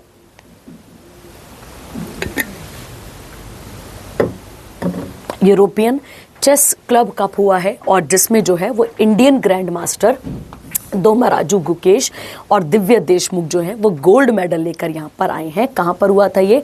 तो रहोदस कहाँ पर आता है? ग्रीस में। कहता है टूर्नामेंट में कितने टीम्स थी? तो 102 टीम्स थी, और 2 कैटेगरीज थी। एक थी ओपन वाली, एक कौन सी थी? विमेन सेक्शन वाली। कहता है जो 40th यूरोपियन चेस क्लब ये हुआ है ओपन सेक्शन चैंपियन, उसमें सुपर चेस जीता है। 29th यूरोपियन का जो क्लब है उसमें ये जीते हैं। बस आपको इंडिया वाला याद करना पड़ेगा। तो क्या नाम है यहाँ पे, GMD गुकेश, ये आप यहाँ पे याद रखेंगे, गोल्ड मेडल लेकर आए हैं, ठीक है। इंडिया वाला याद रखो, बाकी चलो ना भी याद रहे चलता है अपने पास, ठीक है। अगला, दिव्या देशमुख भी गोल्ड मेडल लेकर आई हैं सेकंड बोर्ड में वुमेन सेक्शन के अंदर। निहाल सरीन गोल्ड मेडल लेकर आए कौन से वाले बोर्ड में, फोर्थ बोर्ड के अंदर, ये आपने देखना है। अभिमन्यु पुरानायक ये सेवेंथ बोर्ड के अंदर, और अरविंद ब्रॉन्ज लेकर आए हैं, गौर करना, बाकी गोल्ड लेकर आए हैं, ये ब्रॉन्ज लेकर आए हैं किसके अंदर, फोर्थ बोर्ड के अंदर। तो सीधा करंट अफेयर है, ठीक है। अगला आता है फोर्थ SAAF चैंपियनशिप हुआ है कहाँ पर, बिरसा मुंडा एथलेटिक्स स्टेडियम में, जो कि रांची झारखंड में हमें देखने को मिलता है। कहता है यहाँ पे इस इवेंट के अंदर जो पार्टिसिपेशन हो रहा था वो 6th साउथ एशियन नेशन यहाँ पर पार्टिसिपेट कर रहे थे। 300 एथलीट थे और 150 टेक्निकल ऑफिशियल्स यहाँ पर पार्टिसिपेट कर रहे थे। लोगो क्या था, तो आप याद रखेंगे झारखंड का ट्राइबल आर्ट और उनकी नेचुरल ब्यूटी याद रखना। मस्कट क्या था, डालमा, मस्कट मतलब सिंबल क्या था, डालमा, जो किसको डिनोट करता है, स्ट्रेंथ और यूनिटी को। और एंथम यहाँ पे चल रहा था जौहर, तो जौहर गाना है, मतलब एक म्यूजिक है, ट्रेडिशनल म्यूजिक है वहाँ का। और कौन से स्टेडियम में हुआ है, बिरसा मुंडा एथलेटिक स्टेडियम। बिरसा मुंडा को धरती अप्पा भी कहते हैं, क्या कहते हैं इनको, धरती अप्पा। और हर साल 15 नवंबर, गौर करना, हर साल 15 नवंबर को क्या मनाया जाता है, तो आप याद रखेंगे जनजातीय गौरव दिवस, जनजातीय गौरव दिवस मनाया जाता है, ठीक है। तो ये आप यहाँ पर कवर कर लेंगे, है ना। अगला आता है इसके बाद, इंडिया ने टॉप करा यहाँ पे 58 मेडल्स के साथ। श्रीलंका यहाँ पे सेकंड पोजीशन पे है और नेपाल यहाँ पे थर्ड पोजीशन में आता है, ठीक है। अगला ग्रैंड प्रिक्स, ये आप पढ़ लेंगे कौन जीता है, ठीक है। अगला आता है नामित बीर सिंह, जो कि जलंधर से बिलोंग करते हैं। इन्होंने इंटरनेशनल मास्टर का टाइटल जीता है किसके अंदर, चेस के अंदर, ठीक है। और कहता है फोर्थ पोजीशन है इनकी। और third NMSC international master tournament कहाँ पर हो रहा था, फ्रांस में, वहाँ पर इन्होंने ये टाइटल लिया है, ठीक है। कहता है दुष्यंत शर्मा जो है वो पहले थे पंजाब के जिनको ये टाइटल मिला था। और याद रखना है टाइटल कौन देता है, तो इंटरनेशनल चेस फेडरेशन ये टाइटल देता है। देखो बेटा, वैसे तो टाइटल किस तरीके से डिवाइड होते हैं, पहला होता है इंटरनेशनल मास्टर, बोलने का मतलब हो गया ये आने वाले टाइम का एक स्ट्रॉन्ग चेस प्लेयर बन चुका है, ये आपने यहाँ पर देखना है, ठीक है। उसके अलावा इसके बाद एक और होता है, मतलब इंटरनेशनल चेस मास्टर के बाद एक और होता है आपके पास यहाँ पे फाइड मास्टर। एक और कौन सा टाइटल आता है, फाइड मास्टर। और उसके बाद एक और टाइटल होता है कैंडिडेट मास्टर, ठीक है, याद रखना, कैंडिडेट मास्टर। और ध्यान रखना इसके सबसे टॉप में इंटरनेशनल के भी ऊपर होता है ग्रैंड मास्टर, तो ये आप यहाँ पे याद रखेंगे। पर इनको कौन सा टाइटल मिला है, तो याद रखना इनको टाइटल मिला है इंटरनेशनल मास्टर का। कहता है जो ग्रैंड मास्टर है ये हाईएस्ट और मोस्ट प्रेस्टिजियस टाइटल है किसमें, चेस में, जिसमें अगर देखा जाए तो जिसके लिए अगर मान लो ये वाला टाइटल चाहिए ग्रैंड मास्टर वाला, तो आपकी ELO रेटिंग कितनी होनी चाहिए, 2500 से ज़्यादा होनी चाहिए, ये आपने याद रखना है, ठीक है। चलिए अगला वाला आता है इसके बाद का, अगला आता है इंटरनेशनल, ये मैंने आपको बता दिया। फिर एक फाइड होता है, फाइड के बाद कौन होता है, कैंडिडेट, ठीक है। पर रैंक भी लिखे हुए हैं कि आपका एक रैंकिंग, एक स्कोर होता है, एक टेबल होता है ELO, उसमें ये रैंक यहाँ पर देखा जाता है, ठीक है। चलिए आगे बढ़ते हैं इसके बाद का, अगला वाला है, अगला आता है आपके पास 90th क्या बने हैं हमारे पास यहाँ पे, chess master, chess grand master बने हैं कौन, तो आप याद रखेंगे इनका नाम आएगा आपके पास इलम पार्थी अवल पुनंदरई। अब आप रवि कुमार याद रखो, चेन्नई तमिलनाडु से ये 90th चेस मास्टर यहाँ पर बने हैं। और क्या इनकी ELO रेटिंग रही है, तो 2500 से ऊपर चाहिए थी, तो इनकी है 2518, ये आप यहाँ पे याद रखेंगे, ठीक है। कहता है अब ये 35वें ग्रैंड मास्टर है, कहाँ से, तमिलनाडु से, याद रखना। सबसे पहले कौन हुए, विश्वनाथ आनंद 1988 में, और फीमेल में तो नेहरू हम्पी यहाँ पर आती हैं, ठीक है, ये आपने याद रखना है। अच्छा, इंटरनेशनल चेस फेडरेशन कब बना था, तो आप 19 में, और इसके हेडक्वार्टर हैं ग्लैंड, स्विट्जरलैंड में इसके हेडक्वार्टर आते हैं, ठीक है। तो ये आप यहाँ पर कवर कर लेंगे, फाइड के हेडक्वार्टर, ठीक है। तो 1924 में पेरिस फ्रांस में ये बना था और इसके हेडक्वार्टर ग्लैंड नहीं है, सॉरी बेटा, लाओसाने हैं, लाओसेन स्विट्जरलैंड में आता है, ठीक है। चलिए अगला वाला, अगला आता है डेज का सेक्शन। आपको बताए इकोनॉमी का सेक्शन आपको सर करा देते हैं, ठीक है। अब आते हैं डेज वाले सेक्शन पे, ठीक है। चलिए पहला आता है world polio day. World polio day कब मनाया जाता है? 24 अक्टूबर को। और गौर करने वाली बात है यहाँ पे, मतलब क्यों मनाया जाता है? ताकि किसे ख़त्म किया जाए? इस पोलियो मेथिलिसिस को ख़त्म किया जाए, जो कि एक इन्फेक्शियस डिजीज़ है, जो कि पोलियो वायरस से होती है। कितने साल के बच्चों पे ये देखी जाती है? अंडर 5 वालों के अंदर देखी जाती है। और ये नर्व सिस्टम को क्या कर देती है? जो नर्वस सिस्टम होता है उसको वीक कर देती है, अटैक कर देती है उसके ऊपर। थीम क्या है? And polio, every child, every vaccine, everywhere, ठीक है। अगला, world polio day was established bye rotary international, क्योंकि किसकी बर्थ एनिवर्सरी आती है? जॉनस साक की, जिन्होंने पहली सक्सेसफुल पोलियो वैक्सीन को बनाया था, ठीक है। चलिए आगे क्या आता है? ओरल पोलियो वैक्सीन किसने इन्वेंट करी थी? एल्बर्ट सेवन ने 1962 को।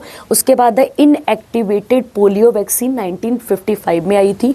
और इंडिया को पोलियो फ्री डिक्लेयर किया गया था कब? 27 मार्च 2014 को। कब किया गया है? 27 मार्च 2014 को इसको डिक्लेयर किया गया है, ठीक है। आगे अगला आता है इन्फेंट्री डे। आपको याद है मैं अभी बात कर रही थी थोड़ी देर पहले आपसे पाकिस्तान की, कि कश्मीर में जब युद्ध हुआ था, इंस्ट्रूमेंट ऑफ एक्सेशन होना था, तो मैंने आपको बोला था पहली बटालियन गई थी किसकी? सिख रेजिमेंट की। उसी याद में हम क्या मनाते हैं यहाँ पे? 27 अक्टूबर को इन्फेंट्री डे मनाते हैं। कहता है इसे क्वीन ऑफ द बैटल भी कहा जाता है, ठीक है। लिखा ना, महाराजा हरिजीत सिंह की रिक्वेस्ट पे, और फिर महाराजा रणजीत सिंह साइन करते हैं इंस्ट्रूमेंट ऑफ एक्सेशन, ठीक है। चलिए आगे बढ़ते हैं। अगला आता है साइट डे। आइज का क्या रोल है? इसके लिए आता है ये, और ये कब मनाया जाता है? 2nd थर्सडे ऑफ अक्टूबर को, ठीक है। चलिए अगला आता है स्ट्रोक। हाँ, यहाँ पे किसकी बात हो रही है? यहाँ पे माइंड स्ट्रोक की बात हो रही है। देखो कहता है यहाँ पे ये 29 अक्टूबर को मनाया जाता है, जिसकी थीम है एवरी मिनट काउंट। अगर हम बात करें तो इसको फर्स्ट एस्टैब्लिश करा था किसने? कहाँ किया गया था? वैंकूवर कनाडा में 2004 में। कहता है स्ट्रोक तब होता है जब ब्लड फ्लो जो होता है ब्रेन में वो ब्लॉक हो जाता है या घट जाता है, जिसकी वजह से जो ब्रेन सेल है वो डैमेज हो जाते हैं, और अगर ट्रीटमेंट नहीं मिला समय से तो क्या हो जाती है? यहाँ पे डेथ हो जाती है। तो दो टाइप के क्या होते हैं यहाँ पे? स्ट्रोक होते हैं। एक को कहते हैं इस्चेमिक कहते हैं, जब ब्लड क्लॉट हो जाता है, और एक आएगा हेमरेज भी कहते हैं इसको, हेमरेज भी कहते हैं, जब ब्रेन में क्या हो जाती है? ब्लीडिंग हो जाती है, ठीक है। चलिए आगे बढ़ते हैं। अगला आता है विजिलेंस अवेयरनेस वीक। कब मनाया जाता है? 27 नवंबर को, ठीक है। सॉरी वीक है ये, 27 अक्टूबर से 2 नवंबर तक मनाया जाता है, ठीक है। इसका मेन विजिलेंस का मतलब क्या होता है? निगरानी रखने वाला। तो कहता है ये कब मनाया जाता है, मतलब किसके साथ ये मनाया जा रहा है? तो birth anniversary of Sardar Vallabh भाई पटेल। और ये बॉडी किसके लिए काम करती है? तो याद रखना, अगेंस्ट करप्शन के लिए काम करती है। थीम है इसकी विजिलेंस, हमारी शेयर रिस्पॉन्सिबिलिटी है। सीवीसी की स्थापना कब हुई थी? 1964 में, संथानम कमेटी के रिकमेंडेशन से, ताकि जितना भी सरकारी दफ्तर हैं, सरकारी ऑफिसेज हैं, उनके अंदर ट्रांसपेरेंसी आ सके, ठीक है। उनके अंदर और ट्रांसपेरेंसी आ सके। इसका काम क्या है? अपनी रिपोर्ट को पेश करना किसको? पार्लियामेंट को। और याद रखना ये सीधे किसको जवाबदेह है? पार्लियामेंट को है, ठीक है। अगला, अभी कौन है कमिश्नर? प्रवीण कुमार श्रीवास्तव। हेडक्वार्टर कहाँ पर है? नई दिल्ली में, ठीक है। चलिए अगला नेशनल यूनिटी डे, ठीक है, याद रखेंगे। आयरन मैन कहते हैं, बिस्मार्क ऑफ इंडिया भी इन्हीं को कहा जाता है। इस साल इनकी कौन सी वाली एनिवर्सरी थी? 150th, ये आप यहाँ पे देखेंगे, ठीक है। देखिए अब हम इनके बारे में बात कर लेते हैं, समझते हैं। इन्हें आयरन मैन ऑफ इंडिया कहा जाता है। इनका जन्म 31 अक्टूबर 1875 को हुआ था, और इनकी डेथ कब हुई है? 15 दिसंबर 1950 को। कहते हैं ये पहले होम मिनिस्टर और डिप्यूटी प्राइम मिनिस्टर थे, याद रखना है। इनको टाइटल दिया गया था सरदार का, और सरदार का टाइटल इन्हें कब मिला था? बरदोली सत्याग्रह में, याद रखना। और बरदोली सत्याग्रह में कब? 1928 में। तो आप यहाँ पर याद रखेंगे, ठीक है। इनको patron saint of Indian civil servant भी कहा जाता है। क्यों? ये अभी हम देखते हैं। इसके बाद का अगला, विजन की बात करें तो कहा जाता है कि इनका एक विजन था, वो ये था कि एक भारत श्रेष्ठ भारत, और इन्हीं की याद में हम क्या मनाते हैं? नेशनल यूनिटी डे मनाते हैं। उसके अलावा स्टैच्यू ऑफ यूनिटी कहाँ पर है? गुजरात में, जिसका उद्घाटन 2018 में किया गया था। इन्होंने हमारे इंडियन सिविल सर्वेंट्स को स्टील फ्रेम ऑफ इंडिया भी कहा है। उसके अलावा आप एक टॉपिक पढ़ के जाते हैं कॉन्स्टिट्यूशन के अंदर, मेकिंग ऑफ द कॉन्स्टिट्यूशन, हम उसमें पढ़ते हैं कि किस पर्सन ने कौन कौन सी कमेटी को हेड कर रखा है। तो गौर करेंगे, जो एडवाइजरी कमेटी है फंडामेंटल राइट्स के ऊपर, वो किसने हेड करी है? तो आप याद रखेंगे वो किसने हेड करी है, वो हेड करी है सरदार वल्लभ भाई पटेल ने। उसके अलावा एक कमेटी है माइनॉरिटी और ट्राइबल और एक्सक्लूडेड एरियाज पे, वो भी किसने हेड करी है? सरदार वल्लभ भाई पटेल। और जो स्टेट कॉन्स्टिट्यूशन कमेटी थी उसको भी कौन हेड कर रहे थे? सरदार वल्लभ भाई पटेल। इनका कॉन्ट्रीब्यूशन मेजर देखा जाए तो खेड़ा सत्याग्रह, बरदोली जहाँ पर इन्हें सरदार का टाइटल मिलता है, इन्होंने 46th session of Indian national Congress को हेड करा है, जो कि गांधी इरविन पैक्ट को क्या करता है? रेटिफाई या कन्फर्म करता है। उन 565, अगर हम बात करते हैं 565 जो अपने पास प्रिंसली स्टेट्स हैं, उनको जोड़ने का भी काम किसने करा है? तो आप याद रखेंगे सरदार वल्लभ भाई पटेल। उसके अलावा जो पहली इंडियन सिविल सर्विसेज का जो बैच बैठा था, ठीक है, प्रोबेशनरी जो बैठे थे, उनको एड्रेस करने का काम भी किसने करा था? सरदार वल्लभ भाई पटेल ने। ठीक है, चलिए आगे बढ़ते हैं। अगला वाला लास्ट आता है आपके पास वर्ल्ड सिटीज़ डे। ठीक है, वर्ल्ड सिटीज़ मतलब अर्बन एरियाज़ की बात हो रही है, तो कहता है अर्बनाइजेशन, उसके साथ साथ इंटरनेशनल कोऑपरेशन और अर्बन डेवलपमेंट की बात यहाँ पे की गई है। थीम क्या है इसकी? People centred smart cities. और जर्नल थीम क्या चलती है? Better city better life. ठीक है, और याद रखना जो सस्टेनेबल डेवलपमेंट गोल नंबर 11 है वो किसके बारे में बात करता है? वो इंक्लूसिव सेफ सिटीज़ के बारे में बात करता है। ठीक है, तो आई होप आपको यहाँ तक चीज़ें समझ में आ चुकी होंगी जो आपको यहाँ पर करंट अफेयर कराया गया है। अगर आपको कोई भी डाउट रहेगा तो वो आप यहाँ पर पूछ लेंगे, और कोई भी डाउट रहे आपको तो आप पूछ सकते हैं। Thank you, have a nice day.